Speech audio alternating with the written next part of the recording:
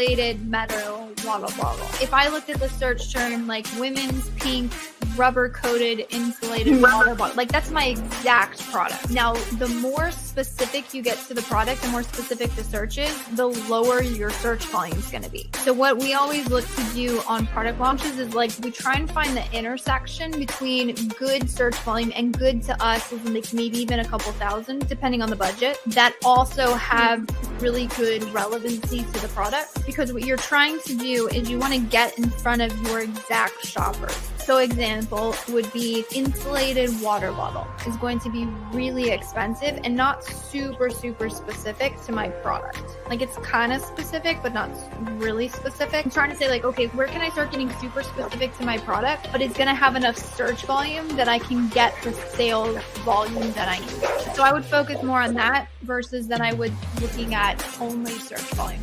A bit of a technical answer here is we don't quote move them, meaning we're not going to pause the existing keywords. We're simply going to launch them in another match type. Again, make sure to keep the bids lower. Amazon actually, if you read their recommendations, they recommend keeping bids lower on broad and phrase match, even lower than the exact match. When we would launch those is honestly really dependent on performance of the account and availability of the budget. So if you launch a keyword in exact phrase and broad, so you have 50 keywords, right? And you launch them in exact phrase and broad, you technically have, 150 keywords that you've launched. And the potential of broad and phrase to spend could be quite high. So again, you just want to make sure it makes sense. It seems super simplistic, but if you are in a phase where you're struggling to control total ACOS and ACOS, to fix those two numbers, it really means that you have to lower down your ad spend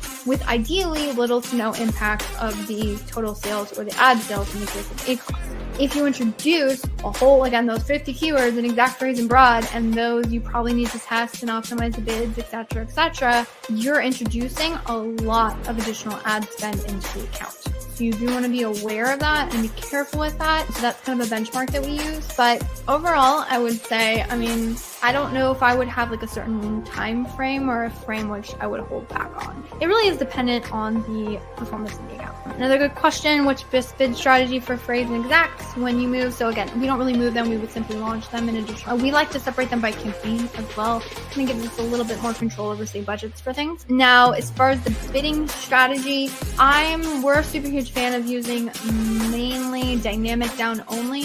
If it is a keyword that we want to ensure that we get impressions for, so for our launch keywords, for our main keywords, for anything we're trying to be aggressive with, we prefer a fixed bidding strategy. It's still going to be the same. It's still going to be pick highly relevant keywords. One other tip is pick keywords that fit within the budget of the account that you're launching. So for instance, if I have a couple $100 a day budget versus $50 a day budget, those launches are actually going to look a little bit different because I can't afford that many clicks on a $50 a day budget. Or if I had, a couple $100 or $1,000, I have a lot more room for clicks. So actually, you want budgets to play into your launch strategy. The other thing that you want to keep in mind, do not expect profitability on launch. This is a huge one. There's a lot of people that try and pull back and knee-jerk for profitability right out of the gate. That is not going to happen. The reason why it's not going to happen, and I'll tell you the numbers behind the numbers, is that ACOS is just going to be high on your product launches, and that is a function of two things. One, the aggressive cost per click you have to set to be able to get visibility in the beginning, and two, how low your product conversion rate is going to be, especially if you're launching without reviews. Those two things, once you start to be able to bring your cost per clicks down because you gain momentum or you're optimizing your bids, and then two, once your product conversion rate starts to increase because you're getting those reviews, maybe you're optimizing your listing a little bit more because you've learned more about your target market, that is going to help bring down your target ACOS. So those things, again, conversion rates is going to be low, high cost per clicks. That's actually like the nuts and bolts of why your ads are not profitable, and it's almost unreasonable to expect profitability in the beginning. And that's actually why, if you've ever had a product where you're like, no matter what I do, I cannot seem to bring the ACOS down, I'm struggling here. It's a function of that your conversion rate is remaining low and it's not improving, and your cost per clicks are remaining high and you're not able to improve them due to the market or something else. So again, I would still say pick highly relevant keywords, Also, make sure that whatever keywords that you have fits within your budget. Launch them. Aggressive, sponsored product, exact match, potentially sponsored brand video, exact match if you have the creative. Double down on that for a couple weeks and then start expanding. Hello, and welcome back to another Amazon advertising Q&A session. I'm super excited. As always, this is my favorite day of the week, and we are here actively answering your Amazon ad question. Muhammad says, hello. Appreciate you joining in. So for those of you who are just now joining us, maybe it's your first time. I got a couple messages today on LinkedIn. Was like, hey, I'm going to start joining the live Q&A. So we're still getting new people to the stream, which I am so excited for. So already seeing some questions in the chat. Awesome. Keep them coming. We are actively building out resources based on all of these questions that you ask. So if you are unaware, a lot of like the resources we put out, or sometimes like things that you're asking questions on, yes, I can give you a really good answer, but oftentimes a better way for you guys to get access to these things is through specific resources. Some of them being so for example, we had an insanely great question last week on asking about forecasting. Is it possible to forecast? The answer is yes, if you know the mathematical equations for this. So just this last week, we put out a resource on like a really insane Amazon ad forecasting tool that could be used to help improve your current account, or of course forecast based on like your particular launch strategy. And I try with all my tools, because this is how I prefer to manage, is to be able to like take the data, take the mathematics, and like really kind of hack it and make it my own. And so I built out this really amazing tool that you can get access to as well. Other super exciting things coming soon, soon as in just next week, we're going to start getting on some guests to our stream. So if you have an Amazon ad person aficionado, I hesitate to use the word guru in these cases, because honestly, the word guru gets thrown around too much by people who I wouldn't consider to be able to officially claim that title. So it's a title I typically don't claim myself, because again, I worry a little bit about maybe the negative connotations, unfortunately, of that title. But if you have anyone who you really respect in the Amazon advertising space, and you would like to have a forum or you can ask them questions, feel free to shoot me a message. Also look for some options to apply for that coming soon. So if you weren't aware, if you go to our website, which is junglr.com, got a nice little logo in the back of me, junglr.com. If you go to resources, there's actually this Q&A section, which you can get access to upcoming lives. We'll update these with links. So we're across all the different social platforms as well. You can follow this along if you want to stick it in your calendar, which could be a great way to get a reminder. And we will have a resource coming soon for maybe submitting of guests, or if you would like to potentially apply yourself. Again, we're going to be potentially a little bit more selective, but look forward to that. I'm stoked. I'm excited. I have a lot of good friends in the industry. Cool. All right, so let's get started with this. We got some good questions rolling in the chat. So yeah, if this is your first time joining, we have the forum for this is you would ask your questions in the chat. I will bring those up, and I will do my absolute best to get you the best answer possible so you can start maximizing your Amazon advertising. All right, let me pull this down. Let's get into some comments. Cool. Joseph, hey, thanks for joining again. I appreciate it. Hey, if I want to slow spend for good going items, you have items that are performing and running low on stock, what is the best way to do that? Should I cap campaign budgets or lower bids? Great question, Joseph. And so, what I would say is, I would prefer to lower budgets, typically speaking. Um, the reason being is because oftentimes you just want to cap spend, and maybe so the thing with your bids is they control two things. One is, of course, spend, right? Lower bids, lower cost per clicks, and that's all well and good. But the second thing that your bids will actually control is where you're appearing on those search pages. So sometimes if you significantly lower bids, especially for the things that are performing really, really well, or they are like really helping your organic visibility. Obviously, if you're close to running out of stock, you're going to lose all that visibility and momentum. But that being said, a sort of like capping budgets allows you to maintain sort of your bids where they are and then simply restrict those bids. So that could be one potential option as well. One kind of like hack thing we like to do. Here's a pro tip for you, because okay, so here's what's going to happen, right? You're going to do a crazy ton of adjustments. You're probably going to lower bids. You might lower or lower budgets. You might also lower bids as well. But all of those changes, right? When your product comes back into stock, you probably are going to want to like have your advertising be back where it was prior. So I'm going to give you some pro tips for yourself.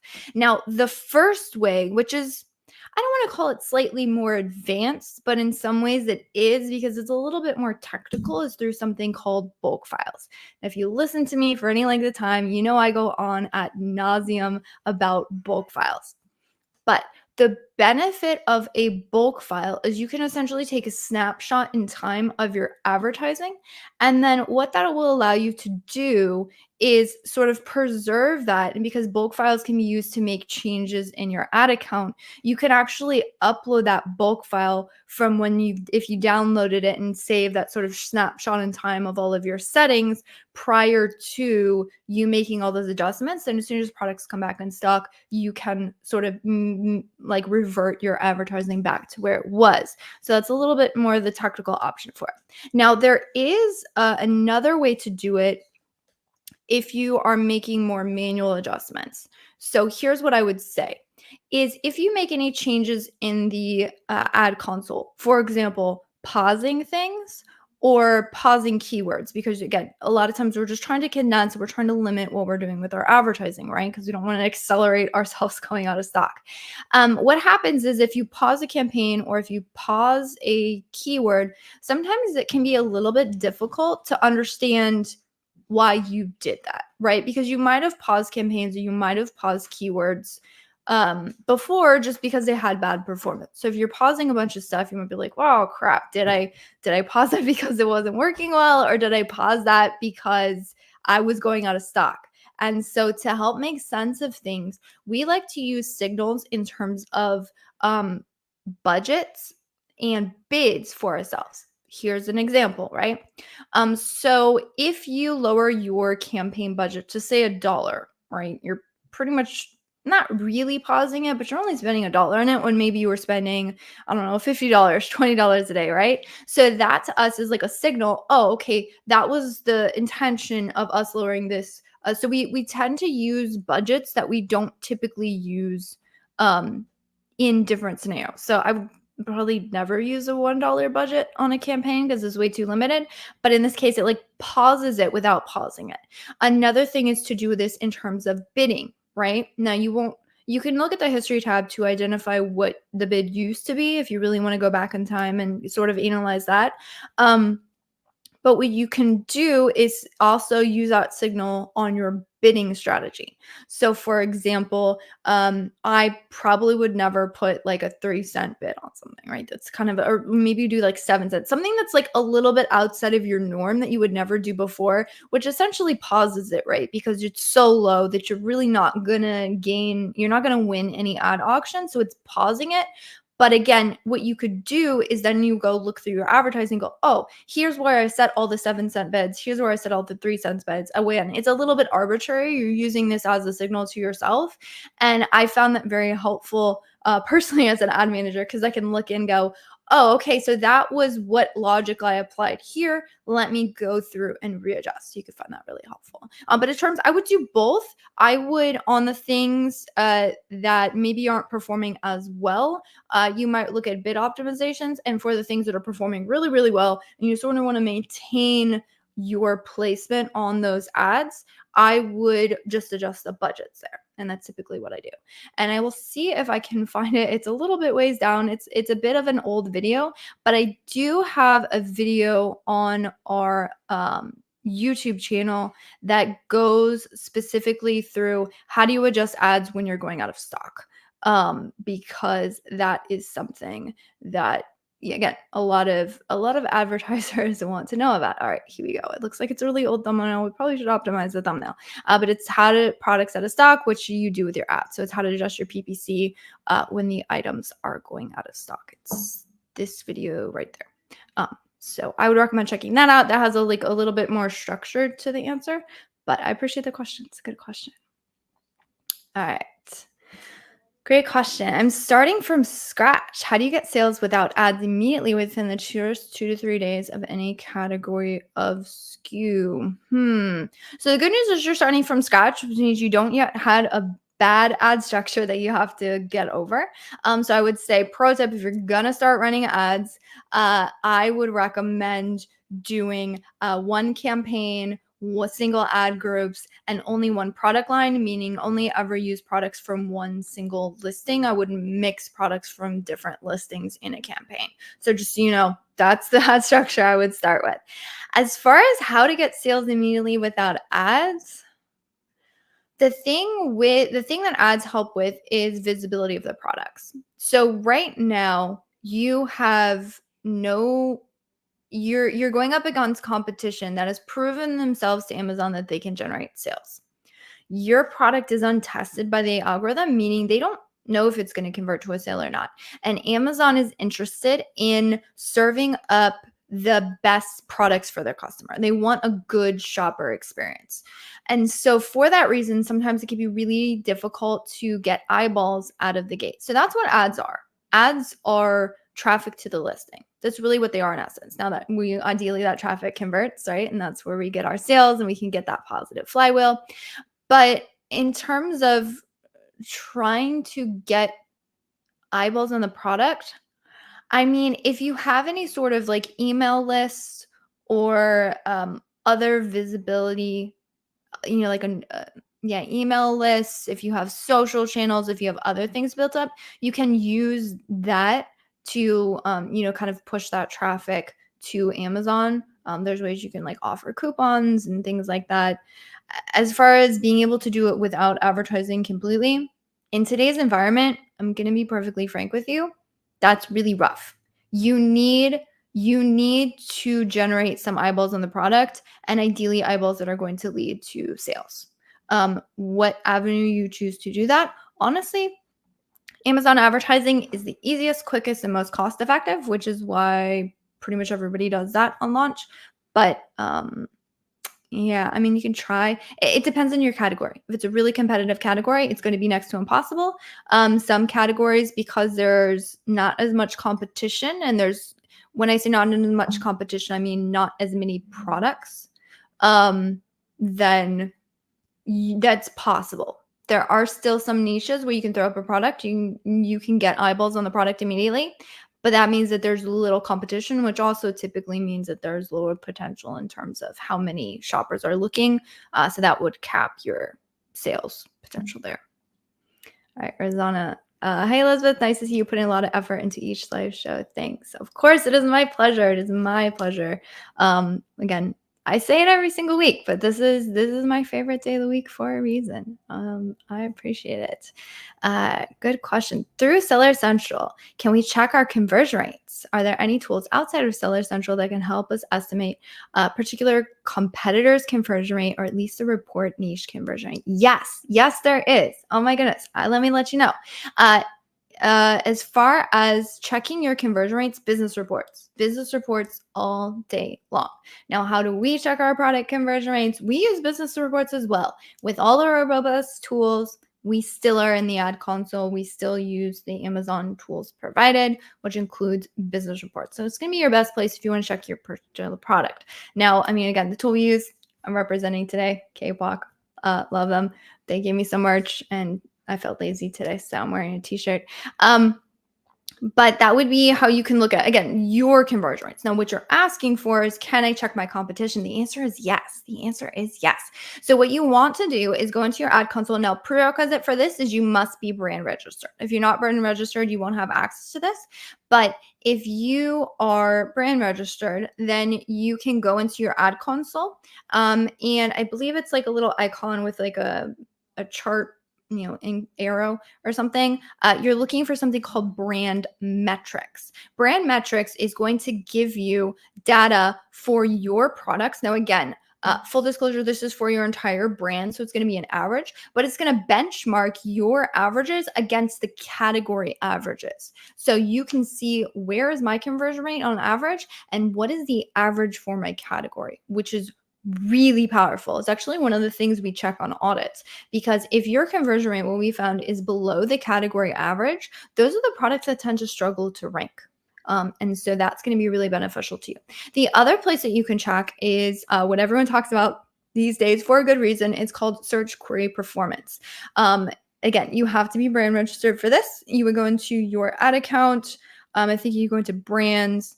And you can look at your search query. I think you go to brand analytics, and that should bring you to your search query performance dashboard. Now, you can look at this on 2 levels. This will give you conversion rates on a keyword level, more specifically like a search query level. So actual shopper search conversion rates. And again, you can see your products. You can look at this in 2 ways. You can look at either your brand performance on that individual shopper search query, or you can look at an individual child ASIN and then look at your conversion rate versus, again, the averages of your competition for that specific search query, which is an insanely powerful report. And again, wherever we have a competitive advantage in terms of our conversion rate, those are the places that we have found have a much bigger impact in terms of ease of ranking, which is very helpful. Rosanna in another question. Do you have bulk file for dummies video on the channel for ad campaign management? Anxious to learn. Yes, let me pull that up. So the video that you are going to be looking for, let me see if I can find it. So we have a whole playlist. I would recommend going and checking out the playlist. So again, this is on our YouTube channel. If you go to playlist bulk files 2.0. So if you don't know, there was an old version of bulk files. We're looking for the updated. And so I'm putting out a lot of options in terms of bulk files, but the one you are looking for specifically is mastering bulk file binge is going. So I go through downloading of the file, what buttons to click, where to change the bids, and that would be the video that you are looking for. So that's going to give you your best crash course in bulk files by far. Joseph says, yep, I'm going through strong with bulk files. Thanks to you. Awesome. My pleasure.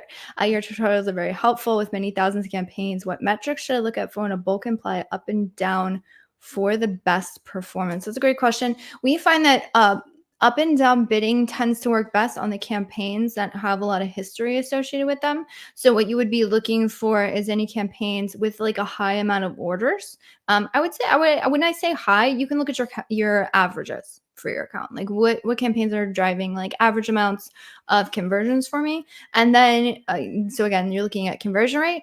And then I would also look at, is it within my ACOS targets? Because you probably don't want to apply a dynamic up and down bidding to something that is a high, just has really unprofitable ACOS, because dynamic up and down bidding typically will increase your cost per clicks. And so if you're already kind of struggling with cost per clicks and that's driving a high ACOS, you probably don't want to apply it there. So that's what we'd do. All right, another question from Joseph. And should I ever apply top placements? In other words, where I can feel comfortable doing up and down with top placements. I don't recommend doing dynamic up and down with placement percentages. The reason being is not that it can't have good performance, but what we've found is that There's a ton of variables that are introduced when you do dynamic up and down bidding. Because for those of you listening who are unaware what dynamic up and down bidding is, Amazon can up to double your bids if they believe for that specific shopper's search you are more likely to convert to a sale. So they're using a lot of shopper data, which is great. But that also means Amazon doesn't always get it right.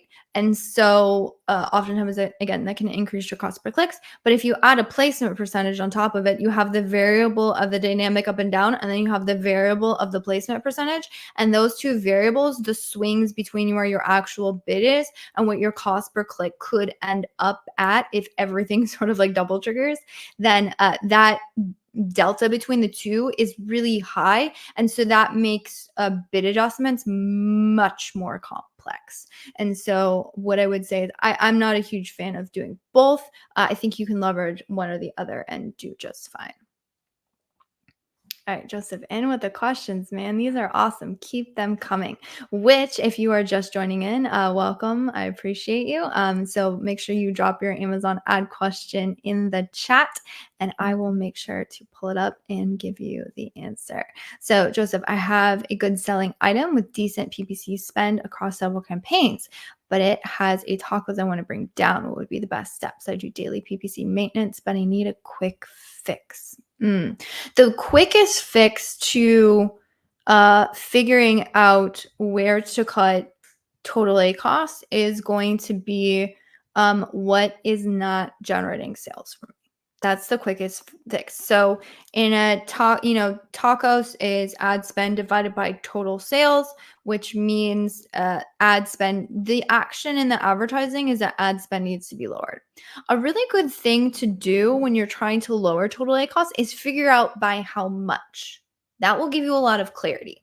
So here's how you do it, and here's how you think about it. So for example, if I said I need to bring total ACOS from a 20% down to a 15%, right? That's your goal. Like I just told you, lower ad spend. You're like, I got to lower ad spend. So you're probably trying to like run around all the places and be like, where's our ad spend? And you're just, kind of randomly cutting things.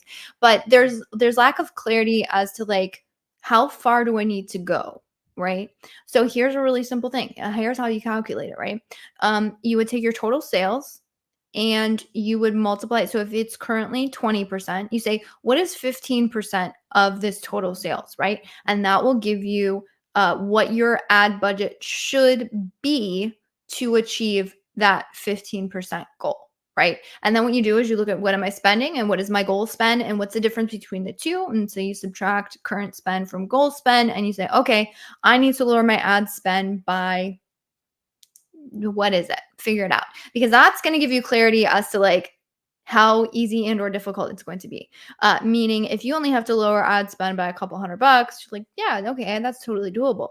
What if that delta between the two ends up being like $3,000?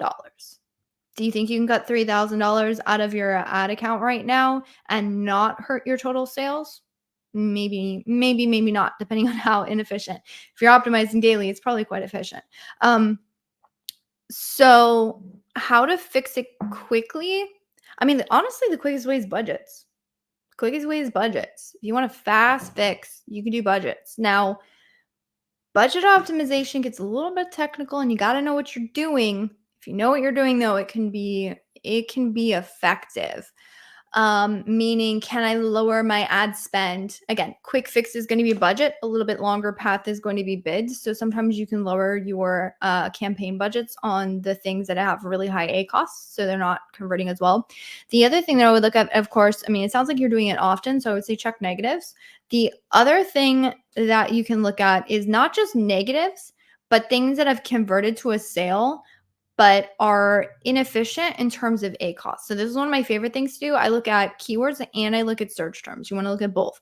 Go into your ad accounts, say what, over a longer period of time, maybe you want to look at 30 days or so, what has a high amount of clicks, meaning like, at or double however many clicks on average it takes me to generate an order, maybe like 20 clicks, 30 clicks, right? What has only say 1 or 2 orders in a 30-day span, so it's not generating that many orders for me, and what has a high ACOS, right? Maybe like over 100%. Those are our typical benchmark, like checks. And then we would say, okay, where's all this stuff that technically is generating sales? So it might not have, like, I might not have caught it in my what has 0 orders for me, but I can still weed it out of the account, meaning I might look at potentially, you know, adding these things as negatives, or I would significantly lower my bids. That's going to give you sort of like another layer to like weed out spend of the account. And then if you want a really quick fix, budgets are your go-to. You just want to be careful with how you're doing that, because again, if you limit your visibility, you can lower your sales momentum. And so you do want to be careful of that dynamic. All right, Zena has, for one product line, one campaign, I sell apparel. Yes, apparel is fun in terms of our variations, where I have one keyword in one campaign, but I have all coats of the same type in that campaign. So for one product, shall I have many campaigns for the same keyword? Great question. I also got another YouTube video for you. I'm going to see if I can pull it up. But what I would say is, think of it in terms of listings. So if you have these products, you say all coats of the same type. If they're all coats, but they are on separate listings, then I would create separate campaigns for those. I like to liken listings to like landing pages. So you can in some ways think of your listing as equivalent to a landing page. So if you think about it, if you had one campaign directing traffic to one landing page, then you can control like how much spend and whatever is happening, you know, for the traffic that's going to that direction. But if I have multiple landing pages and I'm saying I have this one budget and both of those have to pull from that, then I can't control, oh, I want to send more traffic to this landing page, more traffic to this landing page. So that's how I would think about it. Then in terms of the build out, we are okay with grouping child ASINs in an ad group. There's differing opinions on that, I know, but the one thing that we've found is that there are certain scenarios where if you have a separate campaign for each individual child ASIN, there's some interesting potential for like spend to go out of control in very specific scenarios. And because in clothing, inventory is a huge problem, right? And your ads are retail aware, that means that if your best-selling variation goes out of stock, your entire ad account shuts down, and then or the advertising for that product shuts down, and then you're left like scrambling. So I found the video. It's this one. How to increase sales, the best variation ad strategy. This is specifically talking about clothing because we deal with clothing a lot. So I recommend going through and checking out that video. How many campaigns for you have for the same keyword? Yeah, so I would say if they're separate listing, it's okay to have the same keyword advertised for different products. So you're not going to bid against yourself, and you're not going to drive up your you're not going to compete against yourself in terms of the ad auction. Amazon's very specific on that, so you don't have to worry about that there.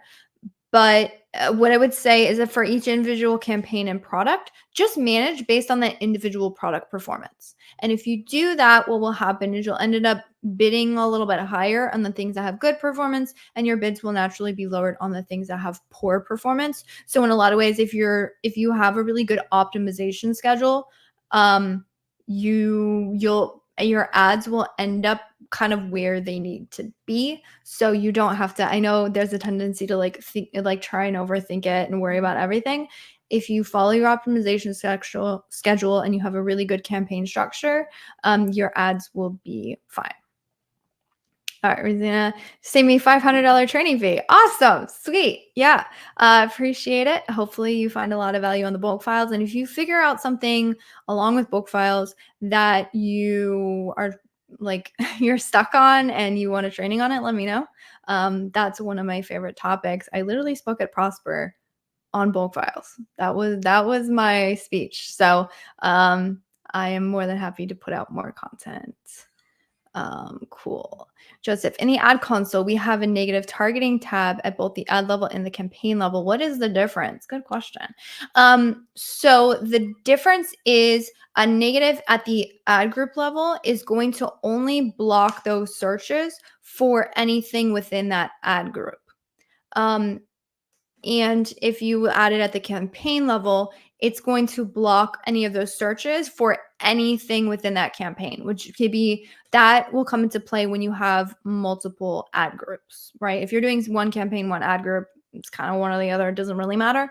But if you are doing it, if you have multiple ad groups, then you're going to end up blocking it across everything. Now, this can be a blessing and a curse. So if you are doing it, like if you have multiple ad groups and you added the campaign level and it was only like underperforming in the one ad group, that could create issues. So by default, we typically create it's good practice to just add all of your negatives at the ad group level.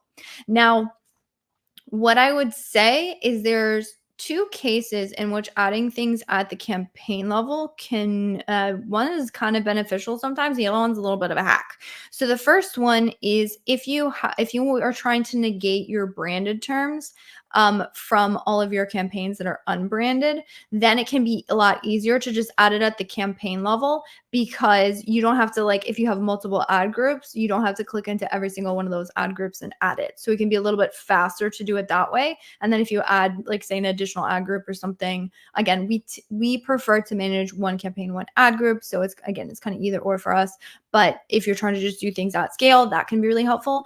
The other thing that is helpful is your ASIN targeting or your product targeting will actually trigger keywords. Now, the obnoxious thing about this is the fact that you can't actually add a negative keyword into a product targeting ad group. So you're like, well, what the heck, dude? Like, I have these keywords and I'm looking at the search term reports and I'm like, I need to add this as negative. It's super underperforming. But then you go to try and do it and it's not possible.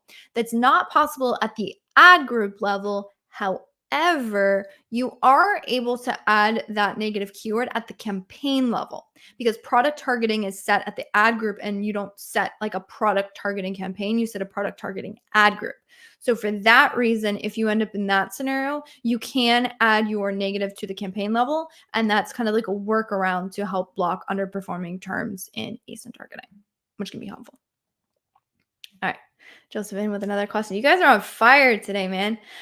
When doing PPC for a catalog such as toys, where there are tons of generalized keywords, yes, such as toys for boys, how to research differ than a category where keywords are defined? That is an insanely good question, and one that we actually have experience with because we do deal some in the toy category.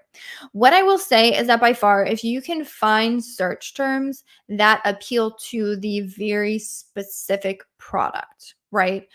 You should typically, does depend on the product, but you should be able to find some searches that are relevant to the product. And when I say relevant to the product, the great example is, say like toys for boys, right? Maybe we have a product that's like a small remote control monster truck. Okay. You should be able to find keywords that are like, remote control monster truck or something. Like, you will find those shopper searches. But of course, what you're seeing is that the generalized keywords, that's probably a good toys, toys for boy keyword could technically apply to that product, right? So here's what I would say. I would focus on where you can get good performance, which is typically the most relevant searches. We will test these keywords. So toys for boys might be a good test. Trying to think. There's a couple ways to go out and build this. One, if you want to test the market, if you don't have a lot of ad budget to put to it, and you don't really think that you can go after it in an aggressive ranking strategy, which typically speaking, these types of keywords are really, really difficult to gain ranking on. So I would not throw like an aggressive exact match ranking strategy at it. What I would say is oftentimes you can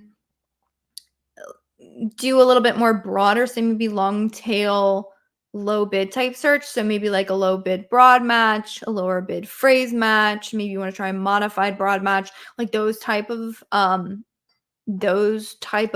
tend to do well for those type of broader keywords. And yeah, I had a second point. I lost it. Lost my train of thought. But that's how it. Oh, that was it. And then sometimes, because Toys for Boys is going to have a lot, like really, really high search.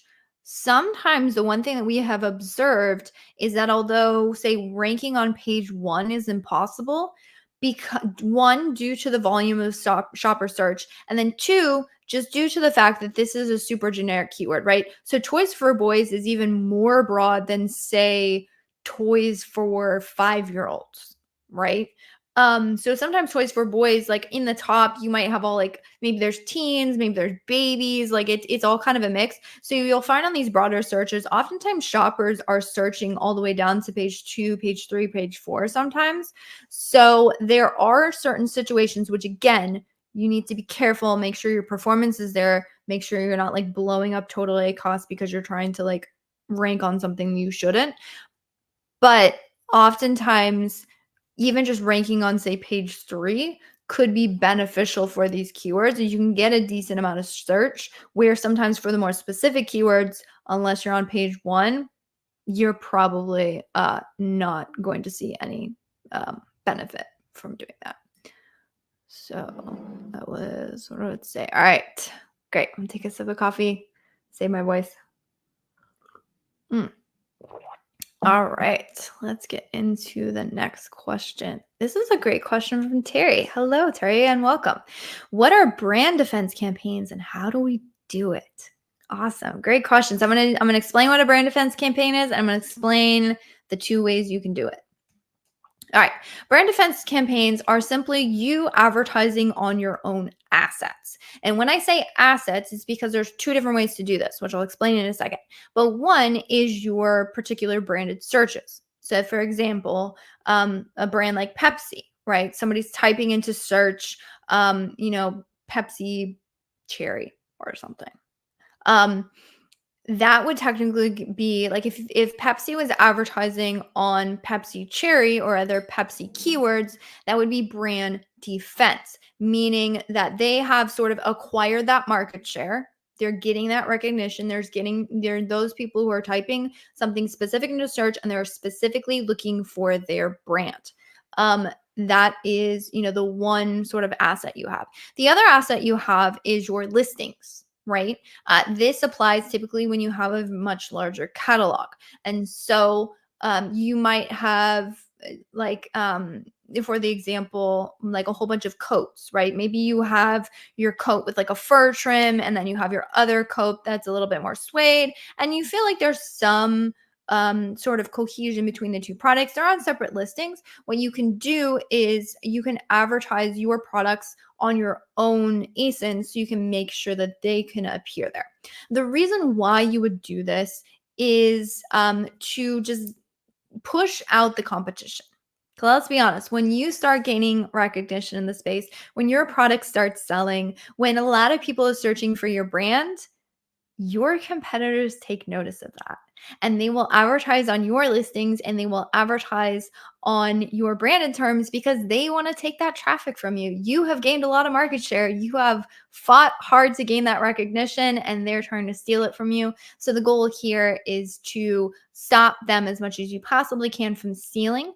And so you would have your products appear on your own listings or your own searches. There is another hack to doing this. A lot of brands, like larger brands like Lego and things that have a lot of branded search, one other thing they will leverage brand defense for is for their new products. So say again, maybe you have a bunch of coats. Maybe I'm going to have to make up a really terrible brand name. I'm going to call it Elizabeth's Coats. Okay. So we have Elizabeth's Coats. A lot of people are searching for Elizabeth's Coats. If I produce or I develop a new coat that I'm like, this is a banging product, I want everyone who is familiar with my brand, who is searching for Elizabeth's Coats, I want them to see my new offering. You can actually use your own branded traffic, advertise your new product, have it the highest ranked ad on your branded terms, and then you can sort of gain and leverage that traffic that you've already built up. So that would be a brand defense strategy. Okay. So I went over what it was and kind of the philosophies. How do you build it? It's actually really simple. All you would do is you would create ad campaigns. These could be these could be sponsored products. You can do sponsored brands. You can also do sponsored display for the ASIN targeting as well. And you simply advertise again on the keywords that are your keywords containing your brand name, or you can advertise on, in the terms of ASIN targeting, you would simply input, or you would advertise on your list of other ASINs within your catalog. That's how you do it. Actually, the setup of it is pretty simple. The one thing I would say is that I would run these for a bit more of profitability. Unless somebody is absolutely hammering our brand and we need to like dominate them and push them out, typically speaking, you should get better conversions on your branded traffic. And then the other thing is you want to be very careful that your branded terms do not get mixed in with your non-branded advertising, because again, performance could be good and that could typically say skew the performance of your existing advertising. So you don't have to be like, oh my goodness, I'm performing really, really well on this search term.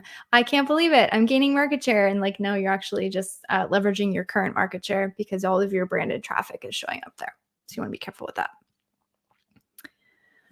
Joseph, when updating things via bulk file, can I enter my own columns with personal data references and just add for information only so I don't get errors when uploaded? You can. So this is a hack that we use. Whenever we're doing adjustments, we like to take notes. And actually, when we're doing bid adjustments, we like to keep a reference column for our current bid. What I would say, the trick to being able to do this is you can't put anything in the header. So you couldn't put for informational only. You would simply have to leave that column header blank. But as long as the column header is blank, you can absolutely have additional columns in there for reference and upload those. We do that all the time. Hello, Elizabeth. Hello. Do you prioritize keywords from self-cerebral or top 10 competitor keywords? Both. All the above. I would recommend using self-cerebral. That will give you a good idea. So a really common one. So self-cerebral, a lot of people, it's like reverse ASIN searching your own product. Where am I ranking? A really good rule of thumb is to say, where do I have pretty good ranking already? Maybe I'm on page 2. And then where do I think I can leverage ads to be able to get on page 1? And then I also like to look at the top 10 competitor keywords as well. So I would do both of those things. And between the two of those, you should come up with a really solid keyword list that you can execute. So what's good? What is good? All is good. Joseph. I came across the term cannibalization. What does that mean in PPC context? In with the fire questions, Joseph. I appreciate it. Okay, let's talk about ad cannibalization. I'm actually scheduled to do a podcast specifically on this. So feel free to message me. That's probably not going to come out for a bit. We just scheduled it a couple weeks out, so I don't know what's going to be published. I haven't recorded it yet. Ad cannibalization, what is it? And then what do you do about it? So the idea of ad cannibalization is that you have your organic visibility, right? You have your organic ranking, and then your advertising potentially could show next to your organic ranking. So the thought is, if I already had organic ranking and then I have my ads sitting here, they would have just bought the organic anyways. So that's the quote cannibalization, means that they're clicking on your ad and then purchasing instead of just purchasing through your organic placements. That's kind of the context. Now, what does this mean and how do you potentially do something about it? There's ways to do it incrementally, which is painful and tedious and manual, and there's ways to maybe do it a little bit at scale. What I would say, what we typically look at to see if there's ad cannibalization is your ad sale. We call it ad sale percentage.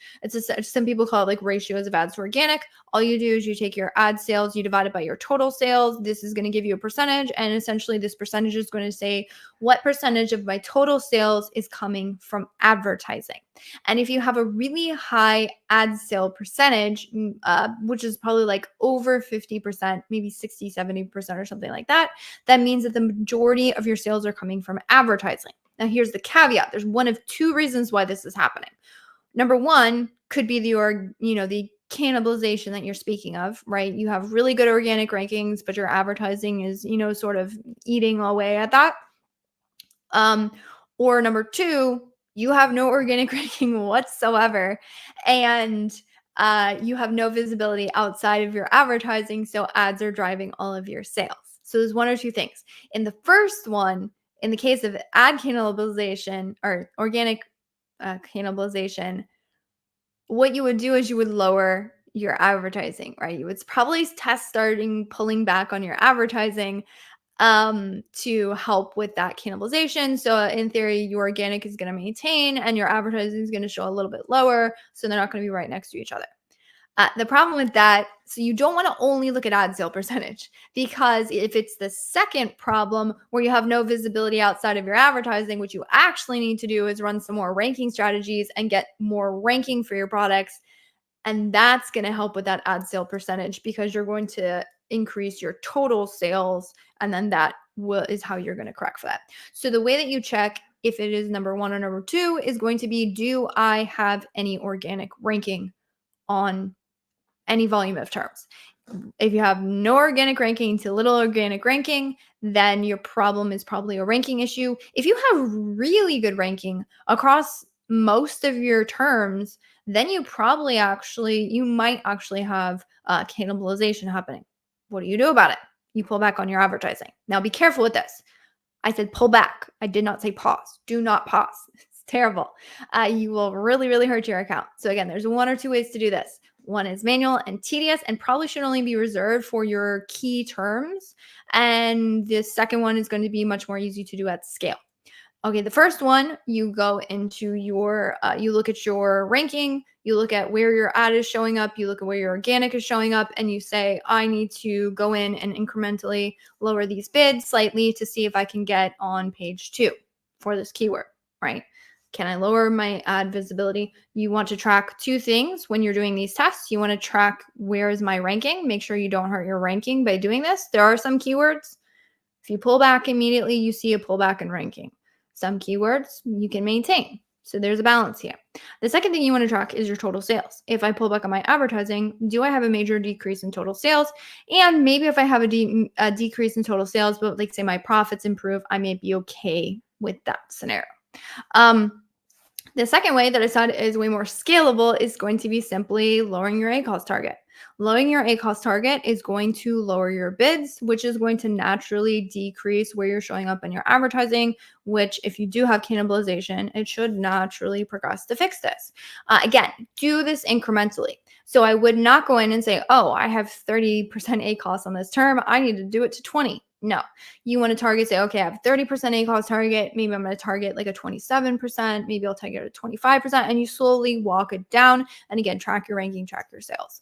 And that's how I would, if you have the problem, attempt to correct for it. That was a really long answer, but I hope it was helpful. Cool. I saw a sponsored display for my ASIN under a competitor listing. We have no sponsored display ads. This is possible. It was under the bullet points. It is possible. So back in the day when there was little to no sponsored display ad inventory, we did note that on occasion, an auto campaign would trigger a sponsored display placement. So it can happen. It tends to not happen very frequently because typically speaking, there's a lot more people running sponsored display ads now. And so those ad placements are typically already like bid on and covered. But if they don't have any coverage for it, it is possible that an auto could trigger it. Terry, another question. Is it okay for software to use daily bid optimization, also optimize the keyword bids myself periodically? Yes. Daily optimizations are absolutely possible. We use some tools. So again, K-pop, love them. They have a bid optimization that does things daily. And, that's a good hybrid approach sometimes. There's things that you're just trying to achieve a specific target on. And so there, maybe leveraging a software tool to make some adjustments is going to make sense for you. What I would say in any optimization. So this is going to be if you're doing it daily, if you're doing it weekly, depending on how periodically, you just want to make sure you have a really solid algorithm behind your adjustments. So if it's looking at daily, like you want to make sure they're not looking at like yesterday's data and then adjusting based off of that, right? You want to make sure that the time frames they're looking at, what they're looking at, number of clicks, etc., is going to make sense in terms of the bid changes. But as long as you're happy with the performance of like what the bid software is doing, no problem with daily adjustments. Should be fine. Oh, man, I wish. Okay, so Joseph, you have a question on listings and back-end search terms. Okay, so I'm going to be going completely out of my territory here. If anyone else here knows anything about listings, feel free to drop it in. Joseph, come back next week. I'm going to have Andrew from Marknology on. He's super knowledgeable in advertising.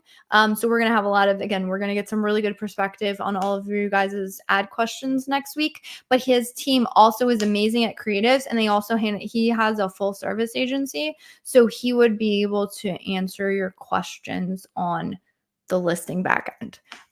If I try and answer this question, you're just going to get me regurgitating things I've heard from friends in the industry, and it's not going to be very helpful to you, because I'm probably going to give you some really bad information, which I don't want to do.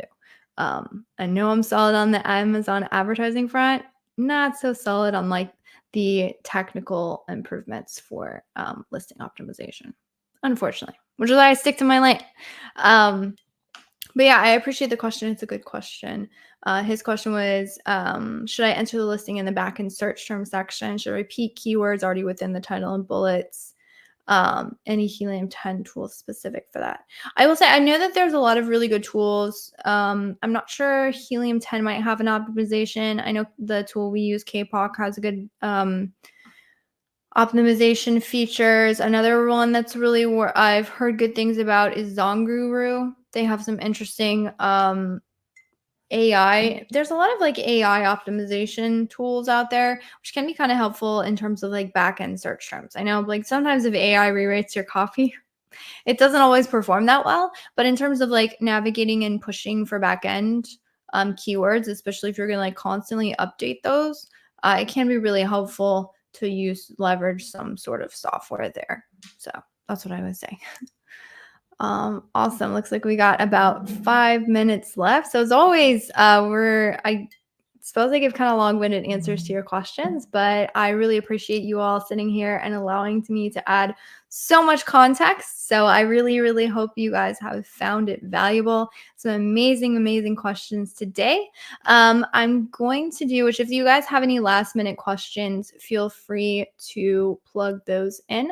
I will say, if you want to get access to all of our past, or like all of the questions that happened, if you want a quick recap, or if you're watching this, I recommend joining our email list. There's some really cool stuff that I'm putting out to that list.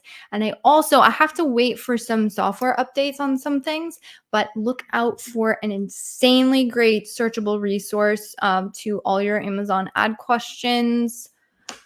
Fingers crossed, coming soon. It might be within the next couple of months or so. But I'm working on something behind the scenes, and the email list is going to be the first one to gain access to that. And then later on, everyone in this question and answer community. So as always, I appreciate you all joining. I appreciate all of the fire questions. You guys are super awesome. And I look forward to seeing you all next week, and seeing you guys all again. We're going to have a special guest, Andrew from Marknology. Super, super stoked about that. So look forward to seeing you guys in the next one.